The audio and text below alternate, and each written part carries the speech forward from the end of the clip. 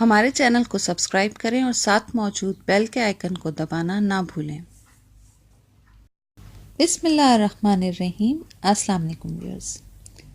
آج ہم بات کریں گے نمرود اور حضرت ابراہیم علیہ السلام کے درمیان ہونے والے اس تاریخی مناظرے کے بارے میں جس کا ذکر اللہ تعالیٰ نے قرآن پاک میں فرمایا ہے۔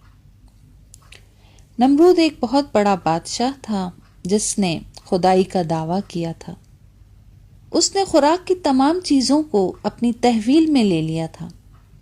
یہ صرف انہی لوگوں کو خوراک کا سامان دیا کرتا تھا جو لوگ اس کی خدائی کو تسلیم کرتے تھے۔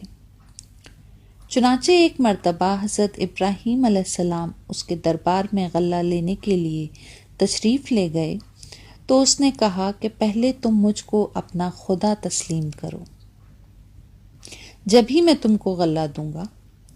حضرت ابراہیم علیہ السلام نے بھرے دربار میں علیہ اعلان فرما دیا کہ تو جھوٹا ہے اور میں صرف ایک خدا کا پرستار ہوں جو وحدہ لا شریک لہ ہے۔ یہ سن کر نمرود آپے سے باہر ہو گیا اور آپ کو دربار سے نکال دیا اور ایک دانہ بھی نہیں دیا۔ آپ اور آپ کے چند ساتھی جو مومن تھے بھوک کی شدت سے پریشان ہو کر جاں بلب ہو گئے۔ اس وقت آپ ایک تھیلا لے کر ایک ٹیلے کے پاس تشریف لے گئے اور تھیلے میں ریت بھر کر لائے اور خداوند قدوس سے دعا مانگی تو وہ ریت آٹا بن گئی۔ آپ نے ان مومنین کو وہ کھلایا اور خود بھی کھایا۔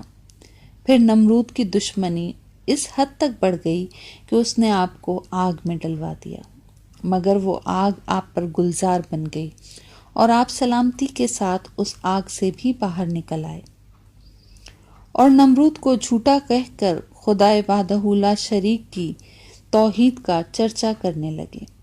نمرود نے آپ کے کلمہ حق سے تنگ آ کر ایک دن آپ کو اپنے دربار میں بلایا اور حسب ذیل مکالمہ بصورت مناظرہ شروع کر دیا۔ نمرود: اے ابراہیم، بتاؤ تمہارا رب کون ہے جس کی عبادت کی تم لوگوں کو دعوت دے رہے ہو؟ حضرت ابراہیم نے فرمایا، میرا رب وہی ہے جو لوگوں کو زندہ کرتا ہے اور مارتا ہے۔ نمرود نے کہا، یہ تو میں بھی کر سکتا ہوں۔ چنانچہ اس وقت اس نے 2 قیدیوں کو جیل خانے سے دربار میں بلوایا۔ ایک کو موت کی سزا ہو چکی تھی اور دوسرا رہا ہو چکا تھا۔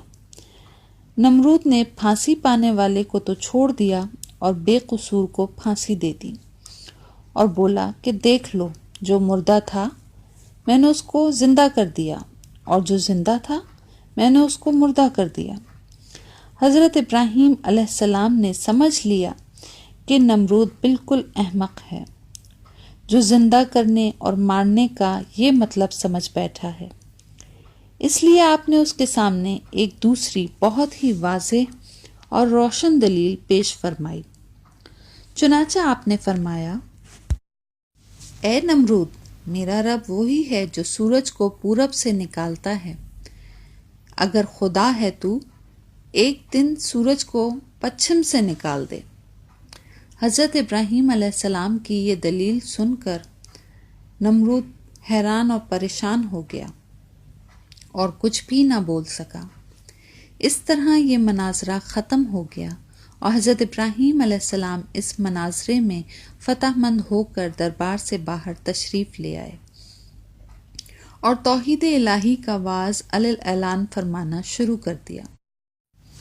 قرآن مجید نے اس مناظرے کی رودات سورۃ البقرہ رکوع نمبر 35 میں کچھ اس طرح سے بیان فرمائی ہے کہ اے محبوب، کیا آپ نے نہ دیکھا اس شخص کو جس نے ابراہیم علیہ السلام سے ان کے رب کے بارے میں اس گھمنڈ پر جھگڑا کیا کہ اللہ نے اس کو بادشاہی دی، جبکہ ابراہیم علیہ السلام نے کہا کہ میرا رب وہی ہے جو جلاتا ہے اور مارتا ہے۔ وہ بولا کہ میں جلاتا اور مارتا ہوں۔ ابراہیم علیہ السلام نے فرمایا کہ اللہ سورج کو پورب سے لاتا ہے تو اس کو پچھم سے لے آ، تو ہوش اڑ گئے۔ کافر کے اور اللہ ظالموں کو راہ نہیں دکھاتا۔ ویورز، اگر آپ کو ہماری ویڈیو اچھی لگے تو ہمارے چینل کو سبسکرائب کریں اور ہمارے ویڈیو کو لائک اور شیئر کرنا نہ بھولیں۔ شکریہ۔